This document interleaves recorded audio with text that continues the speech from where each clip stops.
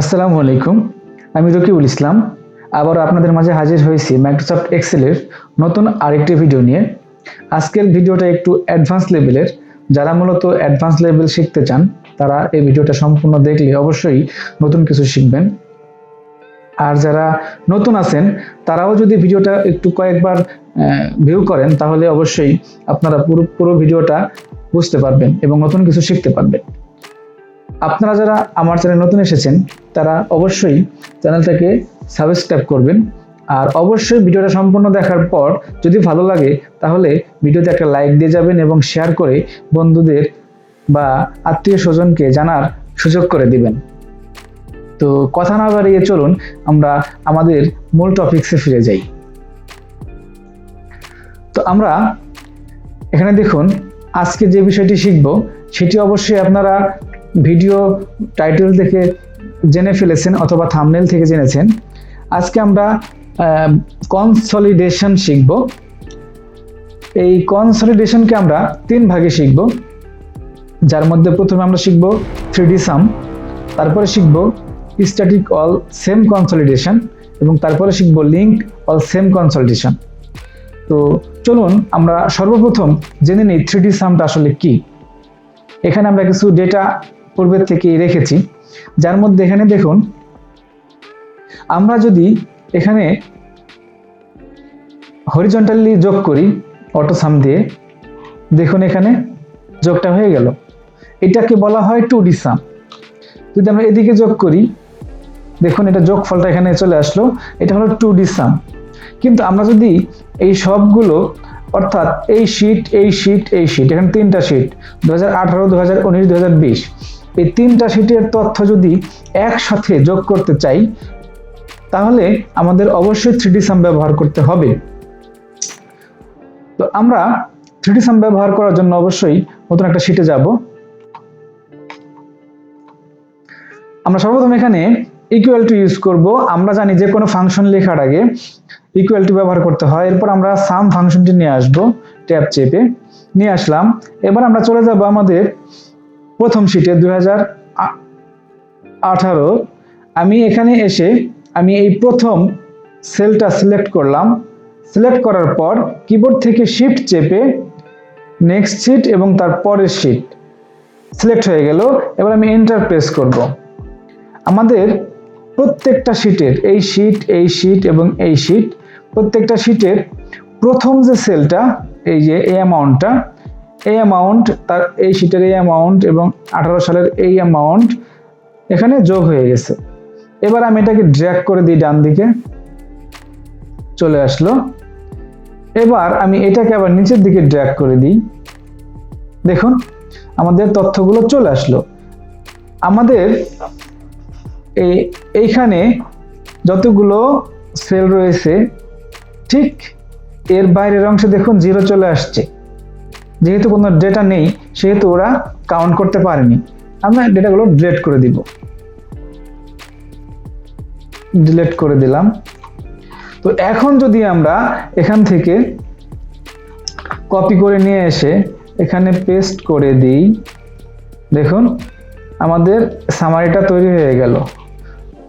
এই তিনটা শীটের প্রত্যেকটা ডেটা আমরা যোগ করে ফেললাম একসাথে। এখান থেকে আমরা নামগুলো নিয়ে আসি, নিয়ে আসার পর এখানে আমরা পেস্ট ভ্যালু করে দিলাম। তো এতে দেখুন আমাদের তথ্যগুলো 3D মোডে যোগ হয়ে গেল। তবে 3D সামের একটা উল্লেখযোগ্য বিষয় রয়েছে যেটা আপনাদের অবশ্যই জানতে হবে। তা হলো এখানে দেখুন আমাদের এই শীটে যে তথ্যগুলো আছে সেগুলো শুরু হয়েছে 4 নম্বর রো এবং প্রথম কলাম থেকে, তারপরেরটা সেম, তারপরেরটাও সেম।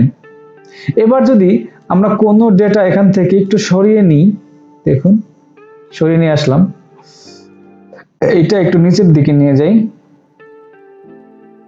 দেখুন এবার সামারিতে কি আসছে।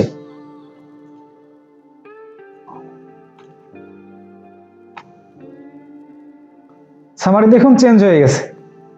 আমরা যদি আরেকটু সরায় নিই এদিকে, দেখুন সামারিতে আরো চেঞ্জ, অনেকটাই চেঞ্জ চলে আসছে।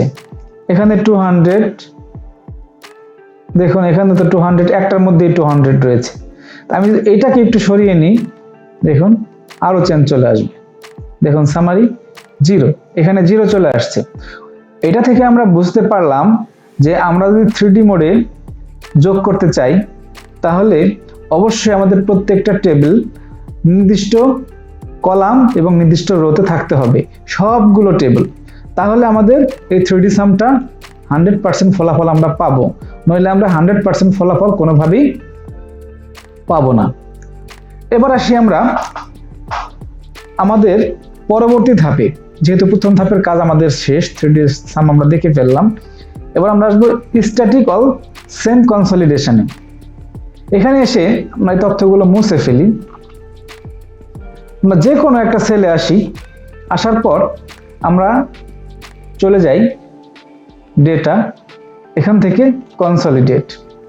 আসার পরে আমাদের এখানে পূর্বেই কিছু কনসলিডেট করা ছিল, এগুলো মুছে ফেললাম, এখানে টিক তুলে দিলাম। এবার আমাদের সর্বপ্রথম প্ল্যান করতে হবে আমরা কি কাজ করতে যাচ্ছি।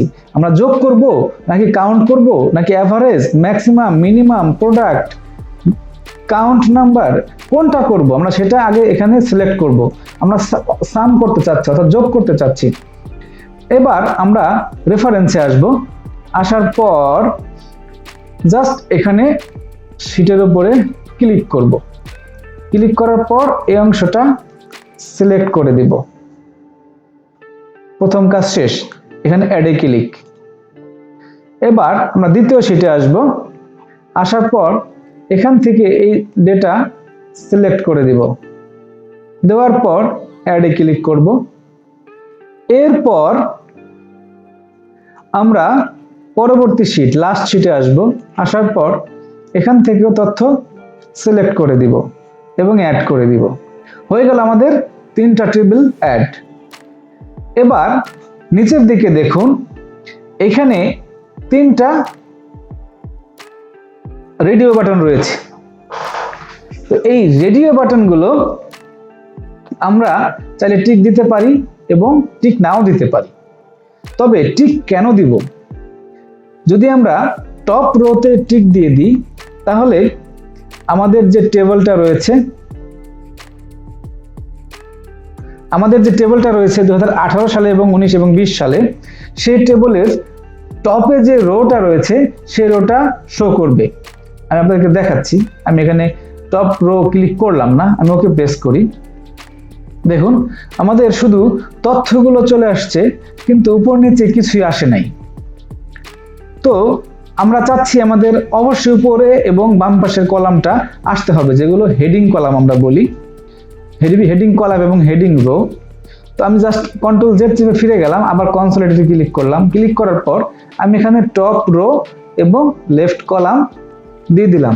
দেওয়ার পর ওকে প্রেস করলে সঙ্গে সঙ্গে দেখুন আমাদের 3টা শীটের যোগফল এখানে চলে আসলো। এরপর আমরা চাইলে এটাকে একটু ফরম্যাট করে বিভিন্ন কালার দিয়ে আমরা প্রেজেন্টেশন করতে পারি। এবার আমরা যদি এখানে কোনো একটা জায়গাতে চেঞ্জ করি, দেখুন আমি এখানে 200, আগে আমাদের এখানে সামের এখানে এসে দেখুন সামারিতে আছে কত, 340। তাহলে আমাদের অবশ্যই যে কোনো একটা শীটে এই প্রথম সেলটাতে চেঞ্জ করলে সামারির প্রথম সেলটাতে চেঞ্জ হওয়ার কথা। তো আমরা এখানে 200 এখানে 100 দিয়ে দিই। দেখুন আমাদের সামারিতে কোনো চেঞ্জ নাই, 340 হয়ে গেছে। তো এই সমস্যা থেকে মুক্তি পাওয়ার জন্য আমাদের যে আরেকটা পদ্ধতি রয়েছে সেই পদ্ধতিতে ফিরে যেতে হবে। তা হলো আমাদের লিঙ্কড অল সেম কনসলিডেশন। এই পদ্ধতিটা ব্যবহার করলে তাহলে আমাদের প্রত্যেকটা শীটের ডেটা চেঞ্জ করার সঙ্গে সঙ্গে এই সামারিটাও চেঞ্জ হয়ে যাবে। তো এর জন্য আমাদের তেমন কিচ্ছু করতে হবে না, শুধু আমাদের চলে আসতে হবে এই কনসলিডেটের এইখানে। তো আমরা আগের যে তথ্যগুলো ছিল সেগুলো চাইলে মুছে দিতে পারি। আবার রেখেও দিতে পারি। তো মুছে দিই, যেহেতু আপনারা নতুন শিখছেন সেহেতু আমরা টিকগুলো তুলে দিলাম, ওকে প্রেস করলাম। এবার আমরা এটুকু মুছে দিলাম। আমি আবার দেখাচ্ছি কেন, আপনারা যাতে বিষয়টা ক্লিয়ারলি বুঝতে পারেন বা মনে রাখতে পারেন। কনসলিডেটে ক্লিক করব। ক্লিক করার পর এখানে আমরা সাম করব, যেহেতু যোগ করব যেহেতু সেহেতু সাম থাকবে। এরপরে আমরা এই শিটে আসবো, আসার পর যেইটুকু টেবিল সিলেক্ট করব, অ্যাডে ক্লিক করব, আবার পরের টেবিলে যাব, গিয়ে এখান থেকে সিলেক্ট করে দিব এবং অ্যাডে ক্লিক করব, তারপরের শিটে আসব, এখান থেকে সিলেক্ট করে দিব এবং অ্যাডে ক্লিক করব। এবার আমরা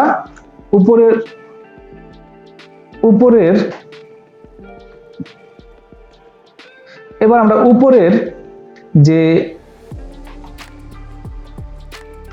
কলামটা রয়েছে আমরা সেই কলামটা চাই, যার কারণে আমরা এখানে টপ রোতে টিক দিয়ে দিব। উপরের যে রোটা রয়েছে আমরা সেই রোটা চাই, হেডিং রোটা চাই, যার কারণে আমরা এখানে টপ রোতে টিক দিয়ে দিব। এবার বাম পাশে যে কলামটা রয়েছে আমরা সেই কলামটাও বাম পাশে চাই, যার কারণে লেফট কলামে টিক দিয়ে দিব। এরপর create link to source data, আমরা যেখান থেকে তথ্যগুলো নিয়ে আসলাম যে টেবিল থেকে, সেই টেবিলের সাথে আমরা একটা লিঙ্ক রাখতে চাই, যার কারণে এখানে টিক দিয়ে দিলাম। এবার আমি ওকে প্রেস করার সঙ্গে সঙ্গে দেখুন আমাদের তথ্যগুলো এখানে চলে আসলো।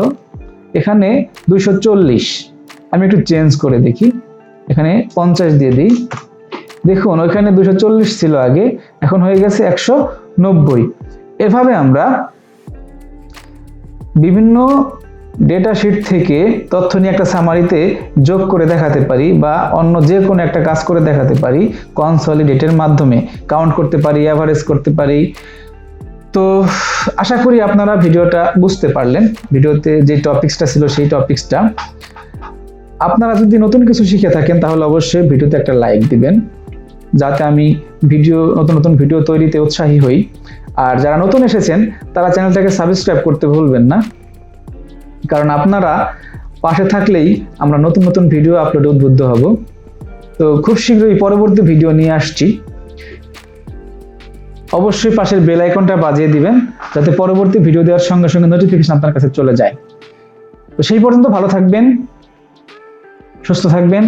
আল্লাহ হাফেজ।